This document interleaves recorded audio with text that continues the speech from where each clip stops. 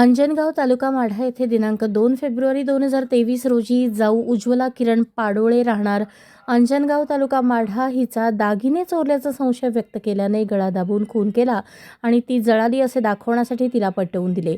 या आरोपावरून गीता शंकर पाडोळे राहणार अंजनगाव तालुका माढा हिच्या विरुद्ध करण्यात आलेल्या खटल्याची सुनावणी बार्शी येथील सत्र न्यायालयात होऊन न्यायाधीशांनी आरोपीला खुनाच्या आरोपावरून जन्मठेपेची शिक्षा, 5,000 रुपये दंड आणि पुरावा नष्ट करण्यावरून 3 वर्ष कारावास आणि 2,000 रुपये दंडाची शिक्षा ठोठावली।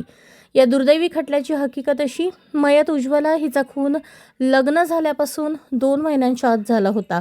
तिचे लग्न 29 नोव्हेंबर 2022 रोजी किरण लक्ष्मण पाडोळे यांच्यासोबत झाले होते।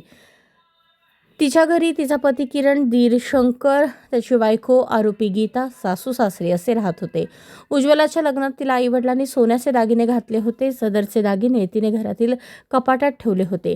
पहिल्या संक्रांती सणासाठी ती गड्डा यात्रेला सोलापूरला आली होती।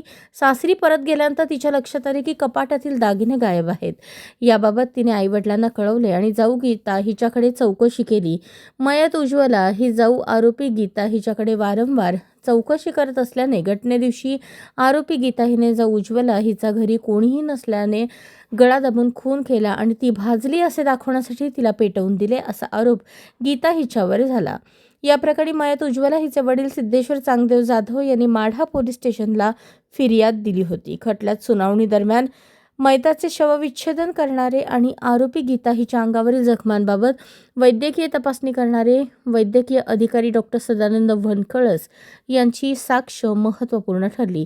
या प्रकरणी न्यायालयात वकील सरकारतर्फे ॲडव्होकेट दिनेश देशमुख, मूळ फिर्यादी मयताच्या वडिलांतर्फे ॲडव्होकेट धनंजय माने तर आरोपीतर्फे ॲडव्होकेट मिलिंद थोबडे यांनी काम पाहिले।